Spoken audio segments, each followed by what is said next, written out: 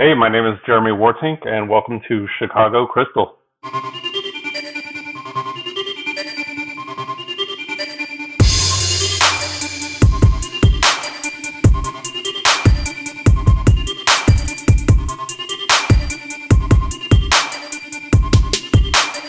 Hi, Jeremy, and welcome to Chicago Crystal. We are super glad to have you. You're actually, I think, the first guest that's going to have a lot of insight into running Crystal in production.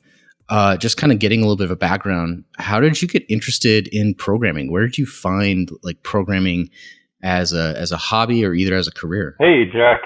Thanks for having me on. I just want to start out saying that everyone's, totally digging these podcasts and everything, so that's awesome. And I really appreciate you having me on. Awesome. Thank you. Yeah, so my journey into programming, I guess, kind of interesting. I'm sure a lot of people have all their crazy stories and whatnot. I didn't really want to go into programming. So I actually started out in the music field. So I ended up getting a bachelor's in music performance. Okay. And I went down that road, but it turns out you can't make money being a musician. Starving artist type thing. Yeah, exactly. You're either really great or broke. And so I was living up in northern Utah at the time. I was trying to get a job into the tech field.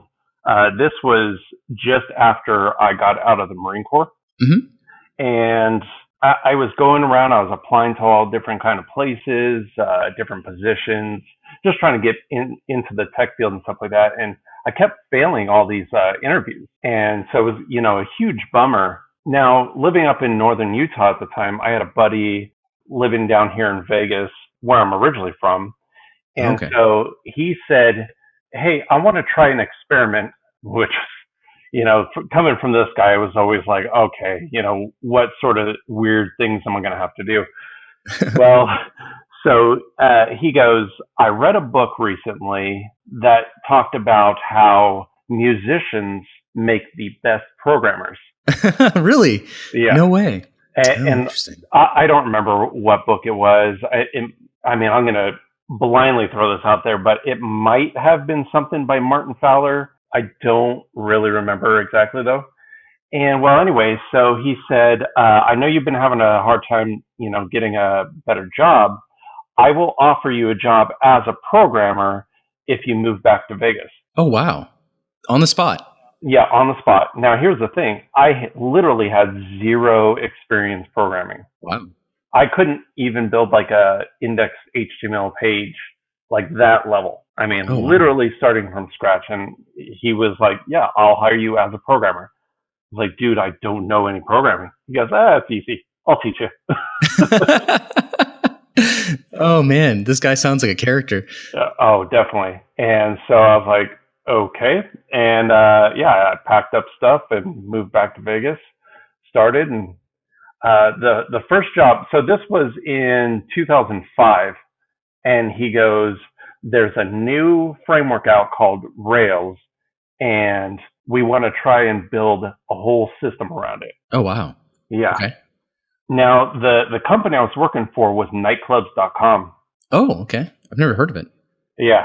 And the owner, he had a couple different domains and companies or whatever. Another one was Travel Nice, and the project he wanted us on was a ticketing platform for the shows out in the Las Vegas Strip. Oh, okay. Okay. Yeah, I can see that. All right. Yeah. And so he said, we want to build a whole ticketing platform. So my very first intro to programming was to build a whole ticketing platform in a framework that barely existed. 2005, pre-YouTube, pre-everything, right? Yeah, that doesn't sound hard, right? Like authentication, or how do you show a ticket, or even remote connectivity, or, that sounds like a cakewalk, right? Yeah, exactly. It was Rails 1.1.6. Oh, on Ruby 1.8.4 or something like that. Maybe 1.7. So I don't even remember. but yeah, that was my intro to getting into the programming field. That is crazy. Is that like, I can't remember when certain things came along, and I picked up Rails in 2.0. I heard 1.0 had migrations. When you picked it up, like, I mean, was there any features that, like, what features did you see come into Rails that were just like mind blowing as it went from 1 to 2 to 3 to 4 to, all the way on? Well, it was kind of hard to really gauge back then, just because since I was new to everything was like amazing, right? Yeah. I remember the merge of MERB. Oh man, Merb. Holy Yeah, cow, that's been lost to history. I forgot about that. yeah. So I remember that was a pretty big deal, and at that point, I was really starting to get the hang of programming, and I remember seeing all the talk about like MERB was getting merged into Rails 3.0, I think it was, and at that point it was like, oh, there's going to be like, it's going to be faster and it's going to be, great. And Definitely changed a lot of things. It made it a lot more not composable, but like engines came along. It was pretty easy. I remember the first time I took an engine and just included the gem file, and we got client side tracking of like where people's mouse was and stuff like that. Like it was kind of cool. Or the performance stuff too. I think there was a Rails engine for including performance from end to end, browser to like database to back, and like metrics and stuff like that. yeah, yeah, exactly. And then around that time, I focused more on the front end, just because I was still kind of new, so I didn't really understand databases too well back then. But I remember the switch of getting off Scriptaculous and Prototype and going over to Oh jQuery. man. Yeah, Dude, that's back in the Prototype, man. I think Prototype was the first JavaScript like framework that I used, and I was not advanced enough in my career to really use it well. I just remember when jQuery came along, I used that, I loved it, but like it's like I couldn't recognize all the changes because I was just too new at that point. yeah, same here. But that was kind of really mind blowing when jQuery came along. It was like, whoa, now I don't have to do all these weird hacks for IE6 and whatever. Oh yeah, that's right. IE6. What was the? I remember I sat down with someone who was way more advanced than me, and he pulled up like, I don't even know if it was Wikipedia at the time, and it was the box model and how much Internet Explorer had just been like, nope, we're doing our own. Like, oh, those days where like cross compatibility was a real issue. Now it's not really something that you have to teach new people about. Yeah, it's interesting. I actually do teach programming, and I'll have like little anecdotes. I get sidetracked really easy whenever I'm talking about random stuff, and Oh, that's so if fine. I'm teaching my students and tell them about like back in those days what we had to do and all that kind of stuff, and I always felt like it was really good for them to know where things were, because these are people who have used the internet back then that didn't really understand the programming aspect. And it's like, well, you remember when, you'd use one browser and things didn't work, and then you'd open another browser and things worked. And that's why everyone was like, oh, Chrome is so much better and all that kind of stuff, right? Yeah. Because back then that was the case. Chrome did a lot of new things that other browsers didn't do. Now they're all kind of about the same. So it's kind of just personal preference, right? Yeah, and there's a really interesting thing where Chrome took so much market share that people started developing around Chrome more than around the open source specs. There's some really interesting APIs that in JavaScript where Chrome would do one thing and Firefox would do another thing, and they were both allowed in the spec. And sometime around like, oh man, maybe 2016 or so is about the time I moved to Chicago. Firefox just basically started implementing all the JavaScript specs similar to Chrome, just so I think for compatibility reasons, but just things have gotten so much more predictable. It's crazy. Oh yeah, exactly. Man, did you ever see the WAT, the Watt talk from Gary Bernhardt of all the crazy things he does in JavaScript? Yes, yes. I used to subscribe to the what was it, Destroy All Software Yeah, me too, man. I went through all those videos. I even made the things that he made, like the Bing and Google search thing. The gems are gone now, but yeah, he did some fun things. Total blast from the past. Yeah, and the place that you're teaching people now, is that at Dev Point Labs? Yeah, yeah, exactly. So the company is called DevPoint Labs, and they're based out of Salt Lake City, Utah. Oh, Uh, really? yeah, so they're based out of there, and they were looking to expand out. I've been working with these guys since 2014, just teaching classes and stuff like that. I'll occasionally go up to Salt Lake to go teach a cohort or whatever they need. Do some subbing, if their instructors need to take some time off. The class is your standard programming boot camp. It's 12 weeks long, 3 months. But the unique thing that they do is they actually have a partnership with the University of Utah. So Oh, all of the students that graduate the course up in Salt Lake, they actually receive a certificate from the University of Utah as an official, like you've gone through an officially sanctioned course by the U of U. that is something that's desperately missing from these schools. I think accreditation.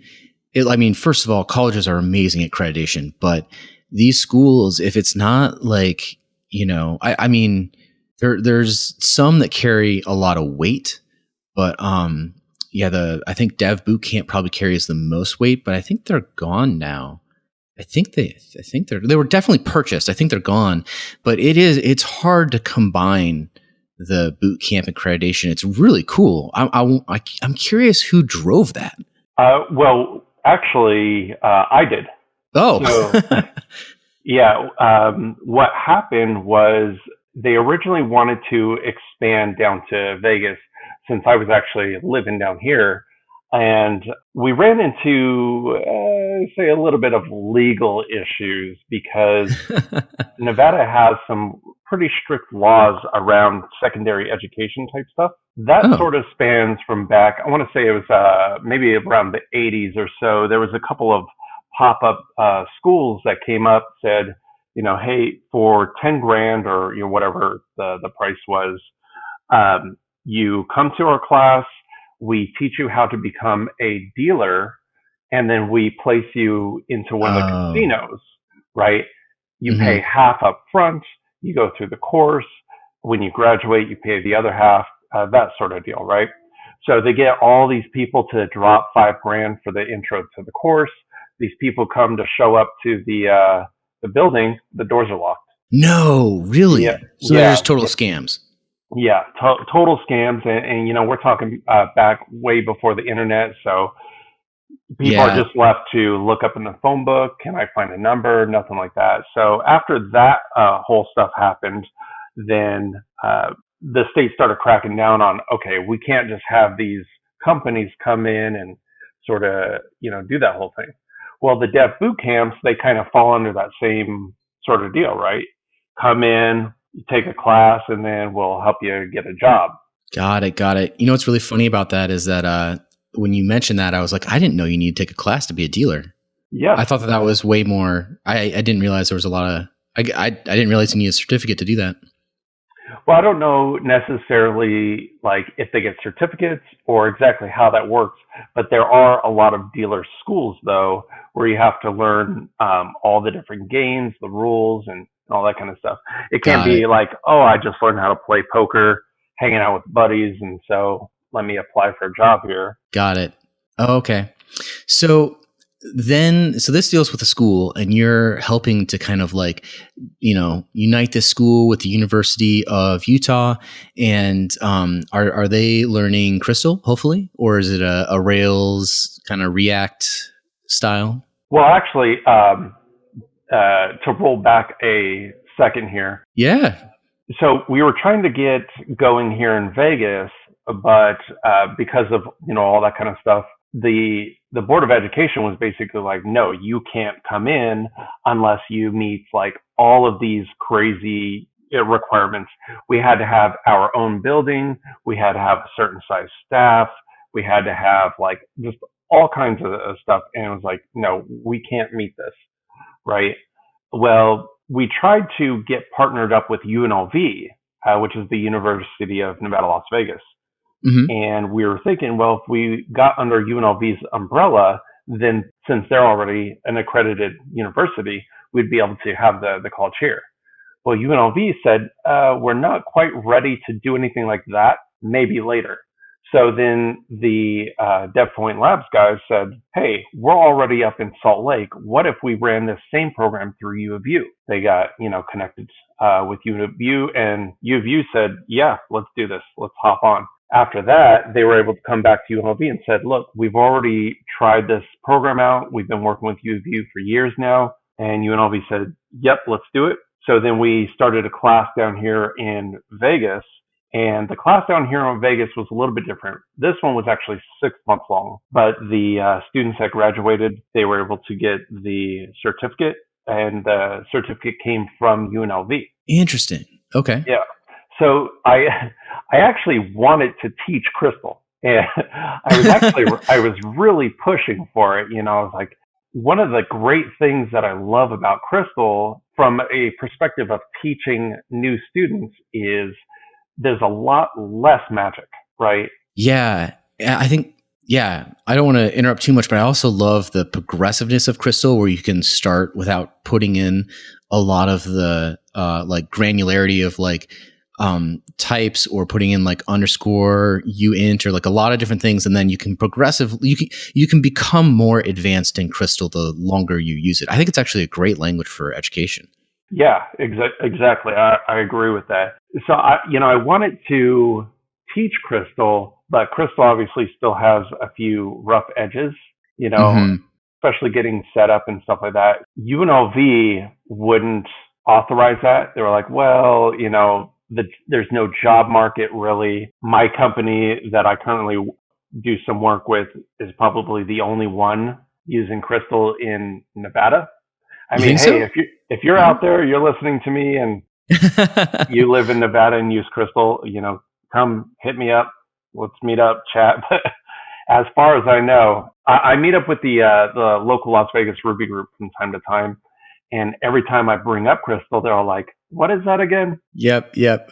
I meet with a local Chicago group, and at first it was like, "What is that again?" And now they're like, "Jack, please stop." Yeah, yeah, exactly. I mean, it'll get there. It'll get there. So, Yeah. not too worried about that. But yeah, so since UNLV wouldn't authorize teaching Crystal just yet, at least, we did a Rails, Ruby, Rails, PHP, and then React for all the front end stuff. And so that's what the students ended up learning. Yeah, that's super classic. I mean, that's a great stack to. I think even if I were going to try to bring someone in the industry, that's still where I would start. I mean, I personally do not identify with the Python methodology as much. I'm do work with Chippy in Chicago, which is the Chicago Python group. It's either probably like a Python stack with a React front end, or a Rails stack with a React front end. I think that those are both very relevant in today's kind of ecosystem. They're going to be easy to grab a job with. So I think that those are both really good like targets for the kind of work you're doing. But hopefully Crystal will be there someday. Yeah, that's the main thing is, going through the course, we tell these people that are switching careers in most cases, you go through the course, we teach you how to program, and then afterward, we help you get a job. So if we did teach Crystal, it'd be like, well, you might not get a job using Crystal. You might get one using PHP, which there's huge differences between the two. So Yeah. Yeah, PHP still runs a lot of the world. it's huge here in Vegas. And, I mean, to be honest, I hated PHP for the longest time. And then around when I think seven came out, things start to really shift. I was like, wow, this is really starting to feel solid now. And I'm liking it a lot more. Maybe I should go back and do like PHP the hard way, or try to build a small app in it. I haven't touched PHP probably since college. So it's been a while. Yeah, it's nice. And the interesting thing was during the course when I'm teaching the students, we started out with Ruby, and they're struggling and all this kind of stuff. And then we hopped into a couple weeks of PHP, and all of a sudden things just started clicking. They're like, oh, I'm understanding this now. This is making a lot more sense. Some of the error Yeah. messages are a little bit more cryptic, but things started clicking for them. So when we went back into Ruby and then hit JavaScript, that's when the momentum really started to pick up, which was nice. I'm actually working with an intern at work now, and we're walking through what is a kind of complicated app. And I wrote the tests, and then he would try to implement things to onboard him. And he was getting stuck in some places. I'm like, all right, well, let's read the error message together. And like halfway through the error message, he's like, oh, it's funny, like bringing someone on who's new. There's just so many things to pay attention to. You have sometimes 9 tabs open and just all this stuff, and directing people's focus can really help them see what the important things to attach and fix are. But I kind of want to jump a little bit to Crystal. So how did you find Crystal out of this landscape? It sounds like you were Rails 1.0, which is bananas. That's super early. Like, how did you go from Rails 1.0 to Crystal and Lucky?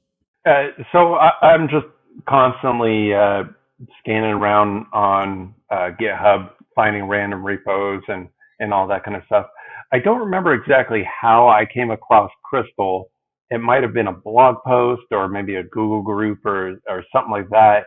But it popped up on my radar, and I took a look at it and I was like, wow, that looks kind of neat. And so as I started looking at it, I decided, hey, you know what? I'm going to mess around with this, maybe create a tiny little program, just kind of play around with it. So I created a couple small little things, and I just loved it. I was like, wow, this is really easy to pick up and everything like that.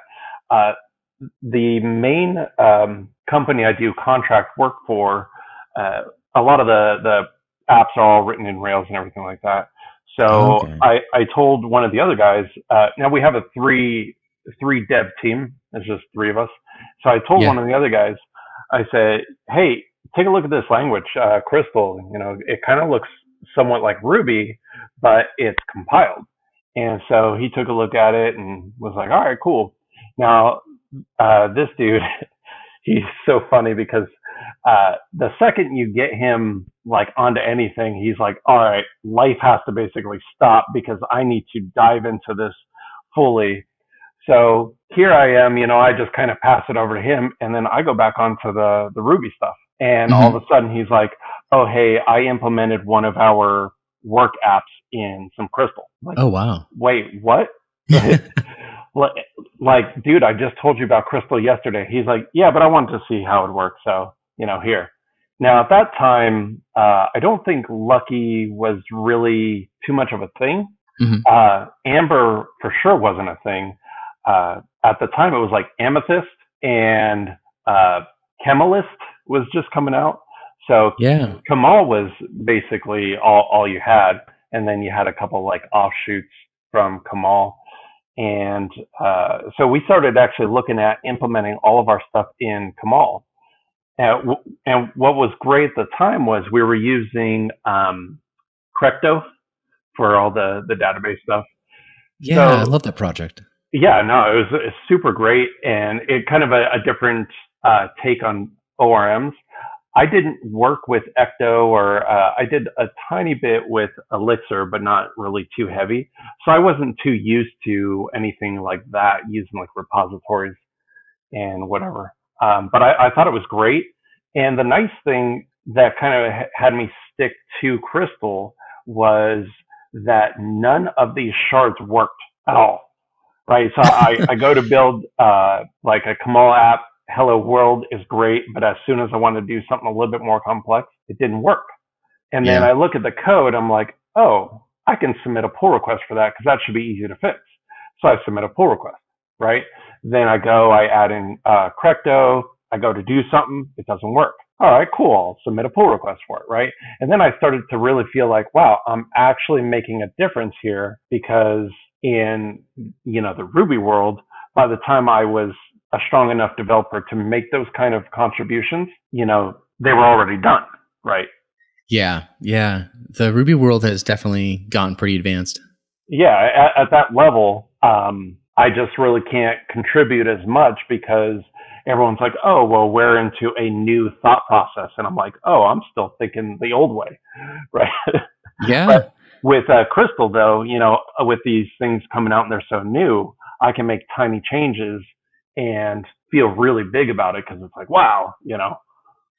Yeah, there's a really interesting thing about this too. I was chatting with someone about Lucky and about Ruby and just kind of the things going on. In fact, I think a small part of this conversation might be in a podcast yet to be released, but um, the Ruby world has a lot of things done a certain way.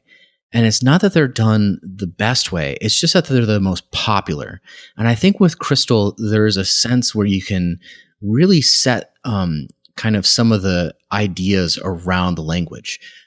There's a way to set, the patterns and how you do things. Like, there's no reason that you have to pass symbols everywhere in Ruby, but it's very common for certain things, or that, kind of the or and the or and the or of like doing different things different ways.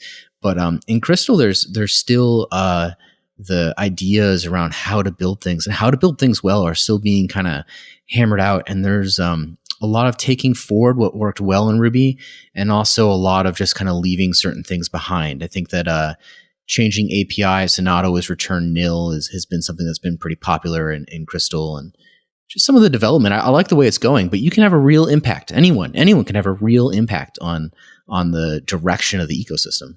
Yeah, exactly. If you're listening to this and you're new to Crystal, now's the time to really start getting in there and making a change and helping it grow and everything like that. Everything is still so new and still growing so quick that you can make small changes and have a huge impact, which is amazing. It's really great to feel like you're actually making some sort of difference, right? Yeah. Yeah, it really is. There is a hilarious comment on a pull request that I had linked for a while, and I'm not going to say the name just because I don't want to call a person out. Right. But it was like, if I see another expletive nil in this expletive code, I'm going to expletive, and it's just like really funny. And then someone was like, "Yeah, I agree with you. I was copying this from Ruby, and they changed the whole API for what was a core library or a standard library." And it was pretty cool, but it was just really funny. So, yeah, and along to that point as well, one of the things that I think Crystal is doing great is, even though it started out as sort of a way to, let's have a language that's inspired heavily by Ruby, you can see in a lot of these pull requests where they say, Ruby does this, but it's a little weird. So we're going to do this the way Go does it because we really like that. And so you can kind of see that it's not just, hey, let's copy Ruby and make a compiled Ruby, right? It's more, we're building a language where we're taking the pieces we like from everything else and then mashing them together into this beautiful, artwork. It's beautiful. It's also complicated, man. That compiler is man. I read some of Ari's PRs, the one that just came by about generics and multi-dispatch. I'm just like, oh, I'm glad he's working on that because I don't get it. Oh, that dude is gangster. Let me tell you. Yeah, he is. Yeah, I see some of that stuff. I'm like, wow, that is way over my head. And it cracks me up whenever, like, I'll chat with him here and there online, and he's like, oh, yeah, that's super difficult. 30 minutes later, he's like, never mind, it wasn't. Here's a PR. Yep. Yeah, that happens. He's kind of known for that at this point. Yeah, like, awesome. Yeah. So you kind of picked up Crystal. Your coworker's like, all right, it's in prod. And day later, and then there's no Amber. There's kind of Kamel at the time. How'd you guys find Lucky? I think Lucky came on my radar kind of late compared to the other frameworks. Oh, yeah. Okay. So that's kind of a funny story. Is like I said, we originally started building everything in Kamal and using Crecto, but the issue of things just weren't quite there yet, right? And so it's having to be like, submit a PR for this, submit a PR for that, and just kind of wait and see how things go. And so development sort of slowed down for us on getting things out there. Now, this was about 2017. Oh, wow. Okay. Yeah.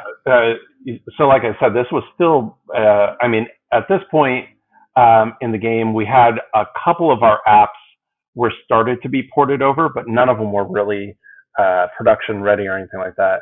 And so we deal with a lot of bad data just because one of the major apps we work with started, I want to say, I don't know, early 2000s sometime in PHP and ported to Mm, Rails and upgraded over the years and all this kind of stuff. So a lot of that data has just been really bad, right? yeah. And in working with Rails, you constantly get like, all right, I don't know if this is going to work. Push to production. Nope, it doesn't work. There's a nil somewhere and whatever. Yep.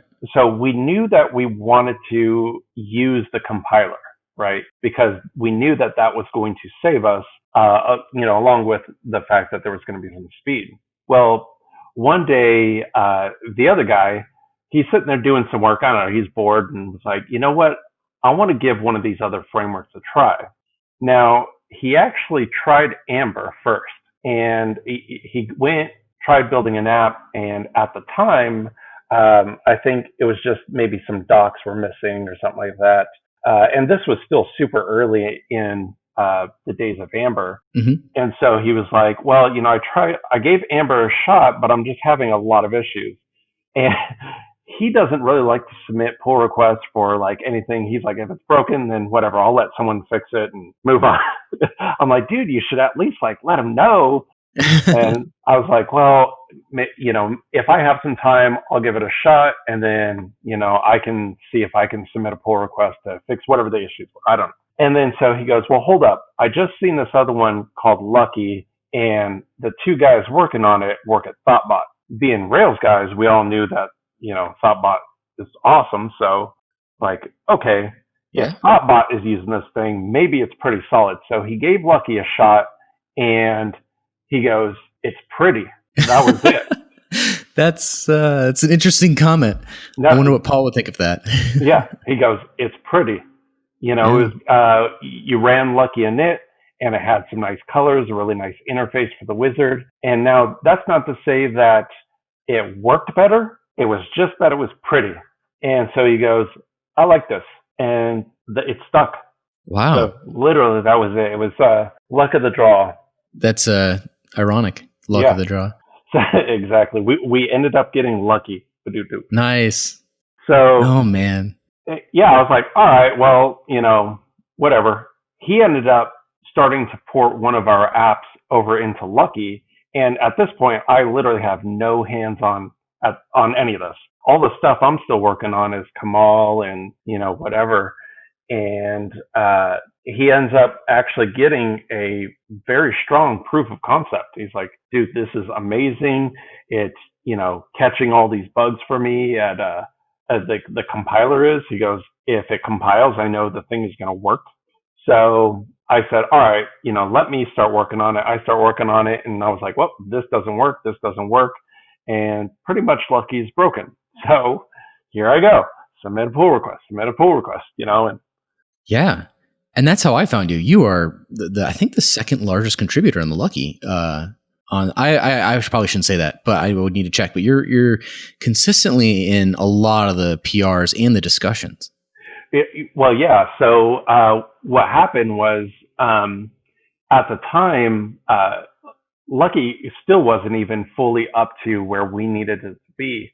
So we actually had to rip out parts of Lucky and implement like Lucky's. Well, at the time, I should say, Lucky's ORM was called Lucky Record, Yep. and we had to rip that out, and we started using Clear. And Oh so, yeah. yeah, so we were basically ripping out parts of Lucky and kind of like manhandling it to, do our own sort of mishmash framework based around Lucky, right? Uh, and it started going so well that we got an app actually into production. Really? Yeah. So at this point, we're like, okay, now the app the main app we work on is just kind of doing like multi-tenant type stuff. And so what we were able to do is we were able to say, well, since a ton of domains point to this one app, what we'll do is we'll just have one domain point to the Lucky app and tape all the rest over to the Rails stuff, right? And that way we can Interesting. slowly move it over. So we're sort of load balancing between it being half Rails, half Lucky, right? And Yeah. then I guess Paul was just, I don't know, maybe getting a little overwhelmed because a lot of people started picking up on Lucky. And one day he was just like, dude, you're already contributing a ton. So how about you just join the team? I was like, Oh, sweet. cool. You're going to give me the ability to merge pull requests? All right. Well, it seems like he chose wisely because I think you've contributed a lot. I miss Clear DB or Clear the ORM. For those who are unaware, Clear is an ORM that is written in Crystal, and it is specifically geared around advanced Postgres features and only Postgres features. I thought it was really cool. There was a point though where development really fell off, and I'm not sure if Clear's picked back up again, but it just it fell behind in some Crystal releases and stuff like that, and I haven't really picked it up since. But I enjoyed some of the ideas behind Clear, but I'm starting to come around the Lucky way of thinking, where it's a little bit less active record and a little bit more kind of data mapper, and using the compiler to help you more. Yeah, exactly. So that was one of the things that we really liked, as opposed to going. We looked at several different ORMs because we knew that Lucky Record just wouldn't cut it. It wasn't going to do what we needed to do, and we knew we didn't want to just submit pull requests and then just kind of wait for that whole process to go. So we're like, look, we need to move on if we really want to use this. And we came across Clear, and it blew us away. We were like, wow, this thing is really awesome. So Clear uses its own custom DSL. So when you're building your queries out, it has like this neat little Crystal DSL language, that it's using for doing mapping over to SQL. Yeah. And we really liked that. We got things all up and running. Things were working. Now, even in that one, we still had to contribute several different things, like the ability to connect to multiple databases at the same time. Oh, So, yeah. yeah, most apps, you only have the one database, but for our apps, we have several different databases. So we'll have like one app that has to connect to multiple databases to do different things. So, we contributed several things like that to Clear, which was great. And he was super responsive and was like, yep, let's add it in. Boom, boom, boom, boom. So that was nice. Awesome. And then when we were able to get all that stuff over into Lucky, then that allowed us to move over to the ORM Avram now that we use. Okay. So you have a pretty interesting production setup. Do you use bare metal VPSs or something like a hosted Kubernetes? I mean, yeah. So how do you guys kind of set up your production? So our Lucky apps are actually on AWS Elastic Beanstalk.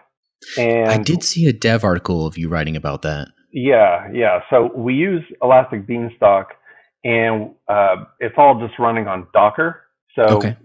we deploy through Docker, get it all up there onto EB, and then that's pretty much it. It connects to RDS for the database stuff, and then we have CloudFront sitting in front of it. Nice. And then you have a Redis instance probably, because I saw you write some stuff about background jobs and Mosquito. Yeah. So we did have a Redis instance for using the background jobs, and I was using Mosquito, but even that, it's one of those other things, right? Get in really early and all this kind of stuff. And we found this weird bug. And I think there's still an open issue on it, but I could never reproduce it outside of that one instance where Oh man. when a user's authenticated, you have to run several different background jobs to do a lot of different type of things. And we had 4 workers that would get kicked off. And for some reason, Mosquito would only run the first 2 or the first 3, maybe only the first 1. It was like sort of a random number, but it would run all 4 of them, like when we needed to. And so I was like, okay, it's probably something we're doing weird, because outside of the app, I can't get it to reproduce. It's only in this one instance. And so what we ended up doing was we actually came across Spider Gazelle, which is another Yeah. web framework in Crystal. Hmm. And Spider Gazelle is doing some amazing things. Yeah, they really are. One of the shards that they created is called Tasker. I think that's what it's called. But it's for doing background jobs in memory. And so you basically just spawn off a separate thread and just run it in there. So we now do background jobs in memory through Tasker. So there's no Redis Interesting. instance. I thought you were going to say you went with like queues or something like that, but that's a fascinating solution.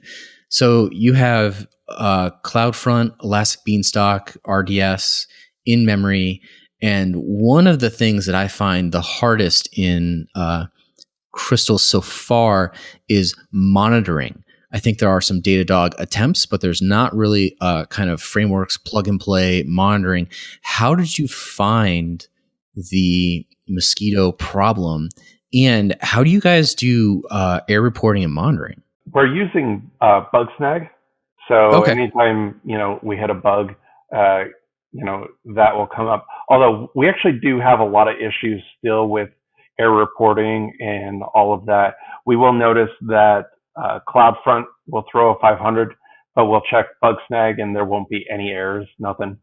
So what ends up happening is we end up just EBSSH into the Docker container and then tail the logs, hit it on, we use a staging environment, which is nice. Hmm. So we'll push up to staging and we can see if we can recreate it there. We try and keep our staging as close to production as we can, although there are a few small differences. But in Yeah. a lot of cases, we'll watch the logs, we'll see the error come through, and then just kind of hope to fix it at that point. So, I mean, as much as you should never run Rails console in production, and I'm not telling anyone that's listening to this to run Rails console in production, but I have definitely run Rails console in production. So, how do you feel about kind of doing production ops with Lucky? I mean, I know that they've added exec and they've added a few other things, but like, I find it to be kind of well, I have a few ideas. How do you find it? How do you find running Lucky in production, and how do you find prod ops? It's funny you mentioned that. We run Rails console in production all the time. Like that's almost a daily occurrence of hop into production, run a Rails console, and fix some sort of data. So we're constantly doing that, and we actually do still have Rails apps.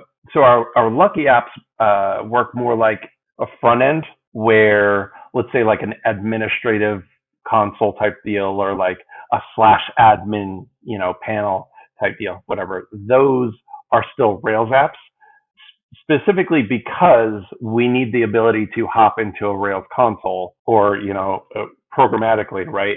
I guess we can hop into PSQL and do things that way, but generally we like the ability to have an error thrown at us before we completely hose our production database. Yeah. But what's funny though is, after moving a lot of stuff over to Lucky, we haven't really missed it too much.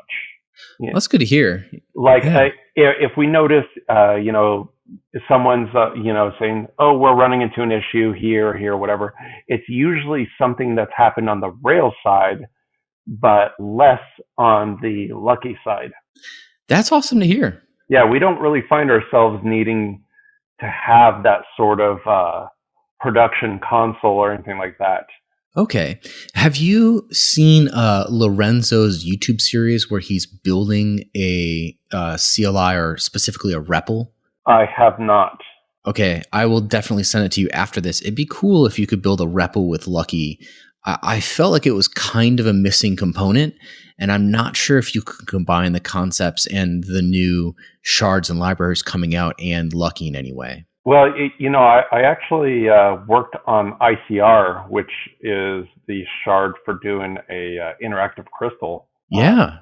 So I did quite a bit of work on that, and even with me and the other guys, we've looked at different ways on how can we create a REPL in Crystal.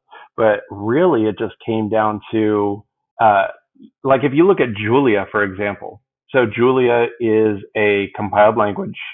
It sits on top of LLVM the same way Crystal does and everything like that, but it's more like for Python. And Yep. Julia has a REPL, even though Yeah. they're compiled. And so we actually looked at how did they get away with it? Well, they built a interpreter. Yep. Yeah. So they have the compiler and they have the interpreter, and the interpreter is how they actually get away with doing that.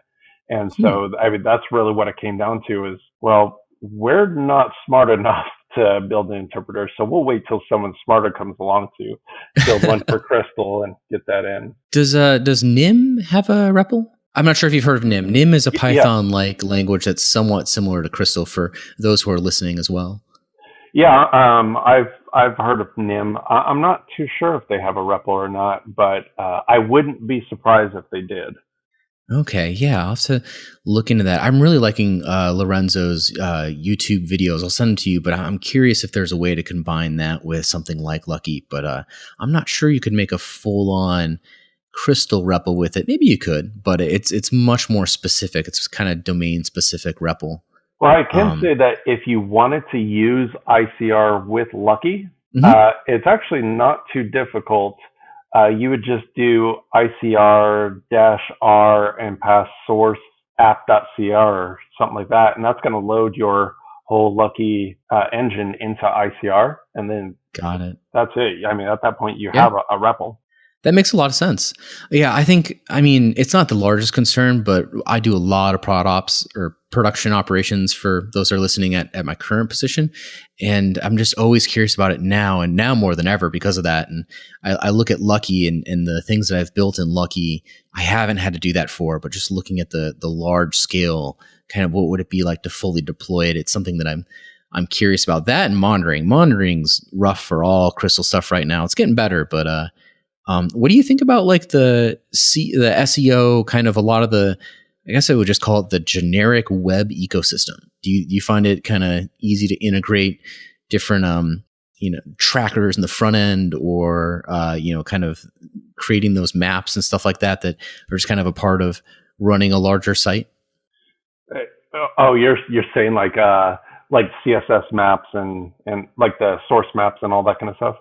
Yeah, I think source maps. I think that there's I mean, I think I saw you write something about generating sitemaps for Google. Is that right? Yeah, yeah. So I have a shard called Sitemapper, and that allows you to generate XML sitemaps, and you can specify your domain and where it's hosted, and have your sitemaps pushed over to like S3 and whatever. So we have to do a lot of SEO type stuff in that sort of sense. So that was definitely a needed component, and it seems to be holding up. I hear other people are using it, and I don't really touch the shard ever. So Oh, nice. I'm glad to see that it still holds up. So yeah, if anyone uses it and it's broken, let me know. I'll still update it, but until it just stops working, I guess have at it. I think it's kind of crazy. I thought that talking to you, there'd be more kind of difficulties in running Lucky and Crystal in production. It sounds to me like in some ways running Lucky and Crystal in production has been easier than some of the Rails stuff. I mean, what are the, like, is there like, hey, I want, I'm asking for a friend. I want to run Lucky and Crystal in production. What should I look out for? Like, what's like the hard part of doing this? Well, I'll tell you what the hard part is really. It was getting the deployment, the cross-platform compilation stuff. We never figured out how to get that to work. And I mean, I've asked several times on like the forums and chats and stuff like that. And yeah, we were just never able to get that sort of the cross compilation to work. So when we do our deployments, we actually spin up a Docker container locally and we push all the code into that local Docker container, build a binary, then zip up that binary and push that to Elastic Beanstalk. Now, if we were able to Interesting. get the cross compilation to work, at least my understanding would be that I could build it locally on my Mac and then just push that binary directly up to EB and have that same binary run on the Docker container. That makes sense. Yeah, cross compilation has been something that I feel has never been fully supported by the compiler. And I know, I mean, not for lack of trying, man. People have put some serious effort into that, but it seems to be something it's very difficult to nail down. Yeah, I have no idea like what all that takes, but I'm sure it'll get there eventually. We found a nice little hacky workaround. The thing is, like each one of the devs, we don't all use the same system, right? I Yep. think me and one guy were on Macs, and then our other guy, he's on some flavor of Linux, whatever his flavor is this week. I don't know. He's gonna listen to this and then complain to me. Like, you I'm should be guessing on he's Linux the too. guy. Yep, I'm guessing he's the guy who wrote the thing overnight. Yeah. Yep. Yep. Okay. Exactly. But Yeah, no, that makes sense. Oh, go But ahead. I think that is the most difficult part that we ran into really was like how do we get this thing up, live? And so it took a little bit of hackiness, whatever. I may have posted that a bit of that snippet somewhere. It could have been on my Dev2 blog or some, I forget where, but I'm sure I posted it somewhere out there on how that happens. Really, aside from that, though, if your Lucky app compiles locally and you can get that binary to run on, whatever system you need, then it's easy. Deploying to Heroku, I've deployed a couple of Lucky apps to Heroku, which were pretty easy. Our Lucky guides actually show you step by step, and I've tested it several times of copy paste, and then boom, all of a sudden that's it. That's awesome. I mean, yeah, but I think in coming from the Ruby world, we probably underestimate the portability of Ruby and the fact that a lot of Ruby developers are on Mac devices but deploy to Linux. It's probably just a blind spot in how we, really see what's happening, and just the fact that we do have a lot of portability, and it's something that enables Heroku, it enables AWS, it enables development on Macs and all this kind of stuff, and just things kind of work. I mean, I'm going to say seamlessly across the boundaries, and someone's going to write a bunch of comments and yell at me at how not seamless it is. But for the majority of things, it's relatively easy to write something with Visual Studio Code or whatever your flavor is on a Mac with a Postgres database, and then git push and have everything work remotely. And I think that's a really good. It's a really interesting. It's really interesting to think of that as developing like that to be a sticking point in developing production apps. But I can totally see that. Yeah, it's funny. We always have this joke about deploy roulette because we have a lot of apps. I mean, several different apps, and it's always like, how do I deploy this app because it's not the same on all of them, right? Some Mm-hmm. of them is bundle exec cat production deploy. Some of them is EB deploy. Some of them is script slash deploy, So it's kind of like this weird roulette of how do we get our app up into production. Yeah, we have a CD at the job that continuous deployment, which means that we can our merge to master pipeline deploys our app, and it is really nice where I work. We've spent a fair amount of time on it, and thank you to all the people on my team that have spent time on continuous deployment. It has changed our development process, but it is nice to not have to worry about the specifics of deployment as much. But yeah, it is interesting. There are so many different systems out there. Seems like Kubernetes is kind of rising to the top. I think there's something called Cloud 66, and there's a few other ones that I had written down to kind of check out, but they all have a similar interface to Heroku. So that seems to be the Heroku or Kubernetes-esque style seems to be the most popular. And I know there's still someone who's like SCPing something to a server, but I'm just talking like maybe the zeitgeist of what's written. Yeah, we were actually using Rancher for quite a while there, which was kind of Oh, cool. I don't know if you've heard of that. nope. Yeah, so Rancher is, and I'm not even really great at DevOps, so I might butcher this. But Rancher is basically like Kubernetes, but you basically have a bunch of containers and they're all managed through the Rancher OS. Oh yeah, I have heard of that. I forgot about that. There's also something called Convox, which I wanted to check out. Which is someone in the DevOps community might listen to this and just be yelling at their device because they're like, "Why are you guys?" But I mean, there's a lot of stuff out there, and I think it's interesting. I think a lot of these things are starting to centralize around Docker. And there's a really interesting divide of whether or not you develop in a Docker container. And where I am at now, we functionally develop inside a Docker container. We volumize everything. And because we volumize everything, all our code is executed in Docker container. So we're editing outside the Docker container, and we're basically doing development inside the Docker container. And it's an interesting. It required a lot of investment, but it works very well. There is an interesting thing with portability, and I think Docker has kind of been the solution for us. But you need to put a boatload of work into making it seamless for developers. It's not as seamless to develop something for production in that way. Yeah, I've definitely had a love-hate relationship with Docker, where, one minute I'm like, man, this is really cool that you can do this, and then next minute I'm like, why is this not working? And it turns out it's specifically because of Docker. It's like, oh, if I pull it out of Docker, everything is great. That's actually why we ended up getting off Rancher, was because we wanted to go down this one path of, getting everything to work and whatever. And then we would notice like, let's say, cron jobs, for example, like, okay, well, we can't do the cron jobs in these containers. So now we need to figure out how do we get around this, set up this other whole service.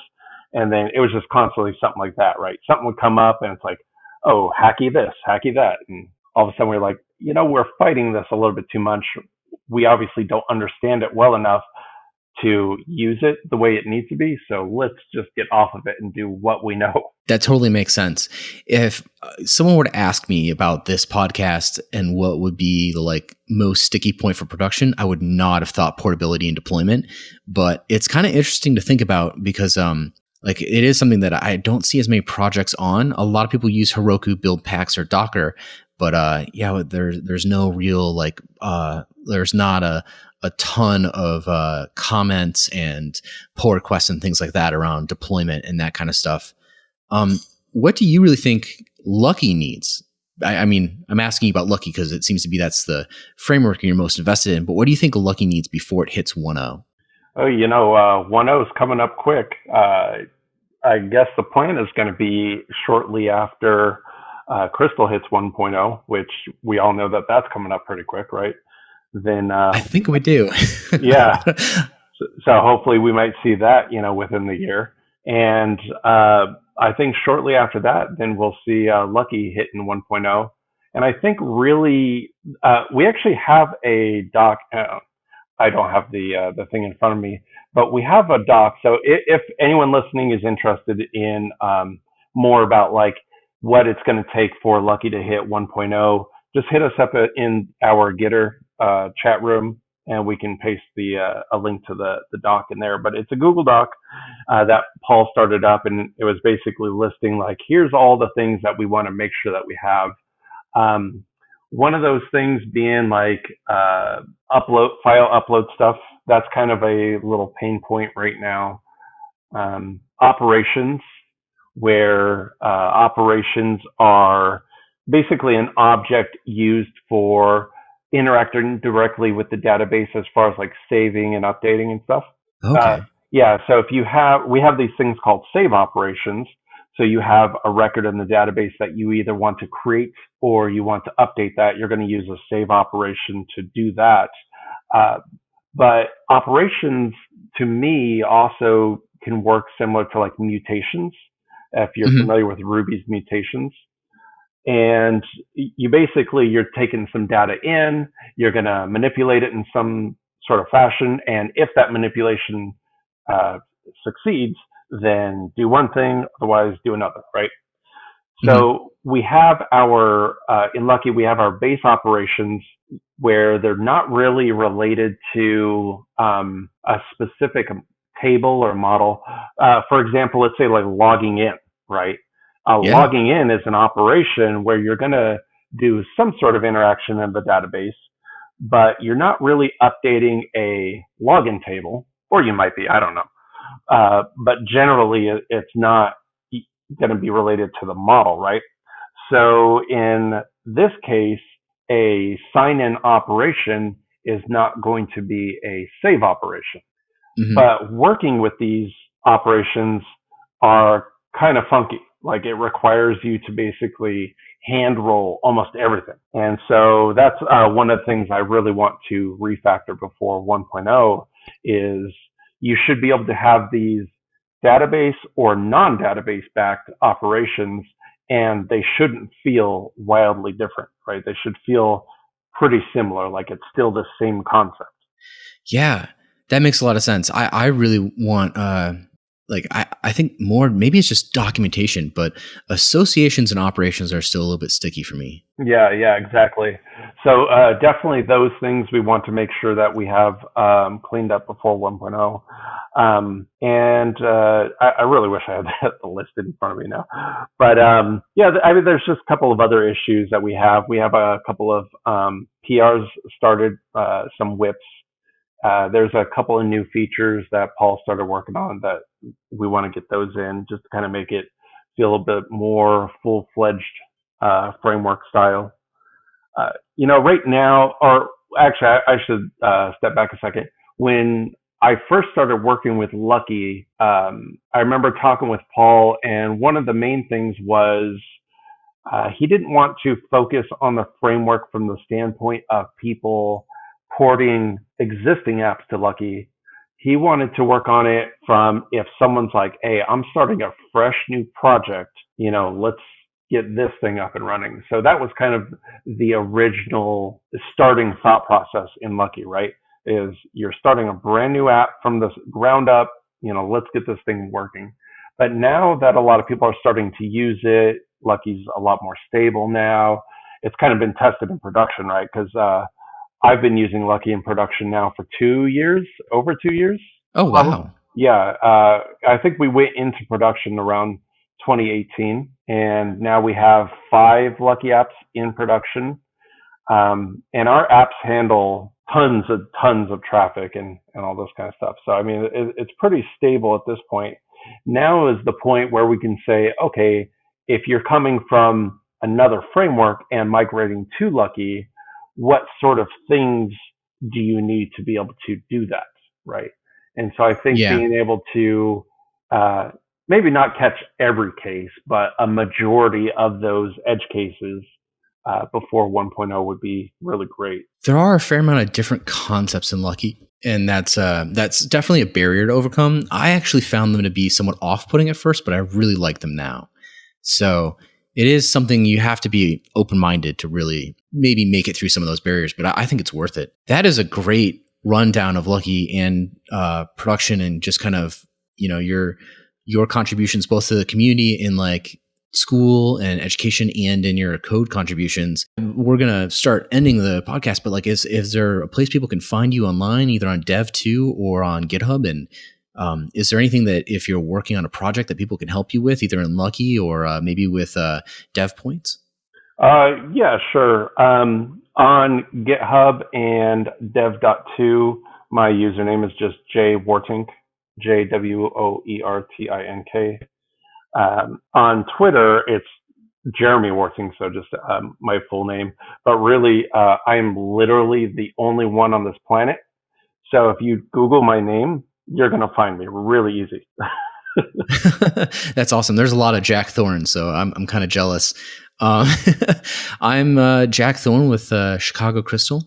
I am WONTREE FREE. Sorry, one true free on the internet. And you can find Chicago Crystal on chicagocrystal.org or Twitter, Chicago Crystal. And we will be back with more podcasts soon. And thank you to Jeremy for coming on here and sharing his experiences with Crystal and Lucky, and especially his 2 years of experience in production and all the kind of things he's learned. Yeah, thanks so much, Jack, for having me on. Shout out to Chicago Crystal. I think this is great, and can't wait to see, and hear all the other people that come on. Awesome. Yeah, thanks. A big thank you to our producer, Christy Flores, who edits these podcasts, and our DJ, Bill Wesley, who provides the tracks and samples for these episodes. This was an episode of Chicago Crystal, building community and getting stuff made in our favorite language. We'll see you soon.